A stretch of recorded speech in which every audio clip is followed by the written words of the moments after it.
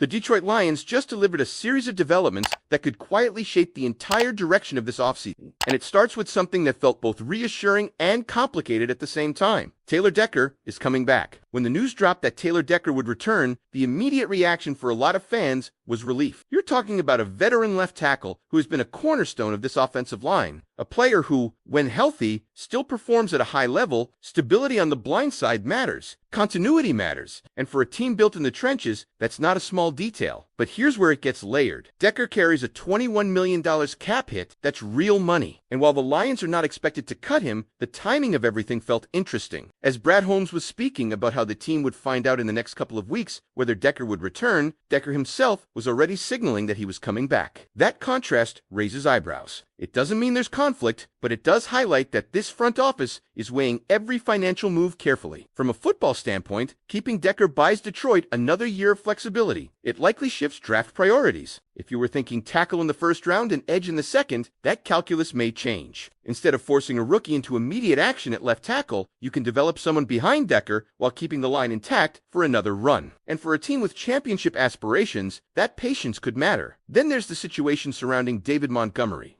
The comments coming out of the combine from both Holmes and Dan Campbell were measured, maybe even cautious. Campbell made it clear that he loves Montgomery, that he's a pro, and that healthy conversations have taken place. Holmes echoed similar sentiments, but added that a player has to be in a certain place as well. That phrase stands out. What does a certain place mean? Financially, role-wise, long-term vision. What makes this more intriguing is Montgomery's public tone. He's been overwhelmingly positive about Detroit. He's spoken about loving the city, loving the team, believing they can reach the Super Bowl next season. Nothing about his demeanor suggests someone eager to leave. So when you hear that conversations are still fluid, it forces you to consider the business side. Could cap considerations push the Lions into a difficult decision? Are they preparing for a shift in how resources are allocated? Meanwhile, attention has subtly turned toward the center position. The Lions were previously linked to high-profile options, but now another name has entered the picture. Cade Mays? At 26 years old, with 12 starts at center last season, Mays represents a more affordable, under-the-radar option. He's not the marquee signing that commands top-tier money, but he could provide stability if the Lions move on from a veteran like Graham Glasgow, who has been discussed as a potential cap casualty. The bigger conversation here might be about development. Tate Ratledge was mentioned as someone whose move to guard last year wasn't about failure, but about easing his transition. Could he ultimately be the long-term answer at center? The Lions have historically valued the position highly under Campbell and Holmes. When the center position faltered in the past, the drop-off was noticeable. That suggests Detroit won't treat this lightly. There's also quiet optimism surrounding young interior linemen like Miles Frazier and Christian Mahogany. If even one of them takes a significant leap, the entire interior dynamic changes. Suddenly you're younger, cheaper, and potentially more athletic up front, and if Decker holds down left tackle for one more season, that development can happen without forcing rookies into uncomfortable roles too early. On the defensive side, Campbell admitted he has spent the majority of this early offseason focusing there. That alone signals priority. The Lions finished 22nd in points allowed last year. Not disastrous, but not good enough for a team with deep playoff ambitions. Third and long defense was particularly concerning, ranking near the bottom of the league in stopping third-and-10 situations. Explosive plays were another issue, especially through the air. Campbell emphasized tightening the screws rather than overhauling everything. That phrasing suggests refinement over revolution. The system might not be changing drastically, but the execution and details must improve. The staff turnover and restructuring appear aimed at equipping the defensive coordinator with more clarity and better information flow, minimizing breakdowns that led to big plays. Offensively, it's almost surreal how few glaring weaknesses there are. When the biggest nitpick might be backup tight end depth behind Sam Laporta, it speaks volumes about roster construction. Detroit is loaded on that side of the ball. The core is intact. The coaching structure has been adjusted to free Campbell up for more defensive oversight. There's a sense that lessons were learned from last season's pressure-filled stretches. So here we are. Decker is back, but at a cost. Montgomery's future is discussed in fluid terms. The center position could pivot toward youth and development. The defense is under the microscope. And yet, the roster still feels like a top-tier group capable of another 12-win season if the pieces fall correctly. The big question is this: are these comments and subtle shifts signs of a calculated retooling to stay competitive long-term? Or do you see potential red flags in how some of these situations are being handled? What do you think the Lions should prioritize most right now? When you zoom out and connect all of these threads together, what stands out is that this offseason doesn't feel like a desperate scramble. It feels calculated, but calculated moves can still carry risk, and that's where the tension lies for Detroit. Take the Taylor Decker situation again. Bringing him back stabilizes the offensive line in the short term, but it also delays a transition that is inevitably coming. At some point, the Lions will need a long-term answer at left tackle. If they draft that player this year, he likely sits and develops. If they wait, they risk being forced into a decision next offseason without a clear successor ready. That's the tightrope. Stability now versus preparation for tomorrow. And when you factor in the financial side, it becomes even more interesting. A $21 million cap hit isn't something you casually absorb. It suggests that the Lions believe they are firmly in their competitive window. You don't eat that kind of number if you're rebuilding. You do it if you believe you can contend. That's the mindset this front office is operating with. Now pivot back to David Montgomery. The language from Brad Holmes and Dan Campbell wasn't dismissive, but it also wasn't a ringing endorsement of certainty. When Campbell says they'll figure it out, and Holmes mentions that a player has to be in a certain place, that's business language. It doesn't necessarily mean separation is imminent, but it leaves the door open. From a football standpoint, Montgomery's impact goes beyond rushing yards. He sets a tone. He runs with power. He embodies the identity that Campbell has preached since day one. If the Lions were to move on, it wouldn't just be about replacing production. It would be about replacing attitude and presence. That's not easy to quantify, but it matters in a locker room. At the same time, you can't ignore roster construction realities. Running back is a position where teams often look for cost efficiency. If Detroit believes they can replicate a significant portion of that production with a cheaper option, the front office will at least consider it. That's the cold truth of the NFL. The center discussion may quietly be one of the most important storylines of this entire offseason. If Tate Ratledge truly transitions there and thrives, the Lions suddenly have a young, affordable core on the interior. Pair that with Miles Frazier and Christian Mahogany developing at guard, and you're looking at a re-energized interior that could anchor this offense for years. But here's the part that cannot be overlooked. Center is not just another position. It's the communication hub of the offensive line. When the Lions have struggled there in the past, the ripple effects were obvious. Protection calls, run fits, timing, everything is tied together. If they gamble on youth and it doesn't click, the offense could feel it immediately. Defensively, this is where the true growth has to happen. Dan Campbell spending significant time in the defensive room is not just symbolic, it's accountability. It signals that he understands the offense cannot carry the entire burden again. Finishing 22nd in points allowed is survivable, but it leaves very little margin for error in the playoffs. The third and long numbers are particularly revealing. Being among the worst teams in the league at stopping 3rd and 10 or more means opponents were converting in situations where the defense should have had the advantage. That's about discipline, coverage, integrity, and situational awareness. Fix that, and you might not need a top 5 defense. You just need a competent one. Explosive plays are killers. Giving up over 100 explosive plays, especially through the air, forces your offense to constantly answer. It turns games into track meets. Tightening that up doesn't require a complete philosophical overhaul, but it does require better execution and perhaps more balance in approach. Controlled aggression instead of reckless aggression. What's encouraging is that this doesn't feel like denial. It doesn't sound like excuses. It sounds like recognition. The staff appears to know exactly where the breakdowns occurred. The question now is whether they have the personnel and scheme adjustments to correct them. Offensively, there's an unusual luxury in even being able to pick. When the conversation shifts to backup tight end as a primary area of need, that's a testament to roster strength. It means the core is intact. It means you're not scrambling for starting caliber talent at multiple positions. And that's why this offseason feels so pivotal. The Lions are not rebuilding. They are refining. Refinement is harder than reconstruction because the margins are thinner. One wrong cap decision, one misread on player development, one defensive adjustment that doesn't stick, and you can slide from contender to merely good. But if the interior offensive line solidifies, if the defensive situational issues improve, and if the key veterans either stay or are replaced effectively, there is no reason this team cannot be staring down another double-digit win season. The confidence is still there. The roster talent is still there. The coaching structure has been adjusted in ways that appear intentional. Now it comes down to execution. So as you look at everything, Decker's return, the Montgomery conversations, the potential youth movement at center, the defensive tightening, do you feel like the Lions are making the right calculated bets to stay in their championship window? Or is there one move you're still uneasy about? And if you had to choose one priority that determines whether this team takes the next step, what is it? And when you really sit with all of this, the biggest takeaway is that this isn't about splash moves. It's about precision. The Lions are no longer in a phase where they need headline-grabbing signings to prove they're serious. They've already built the foundation. Now it's about protecting it. Think about how different the conversation feels compared to just a few years ago.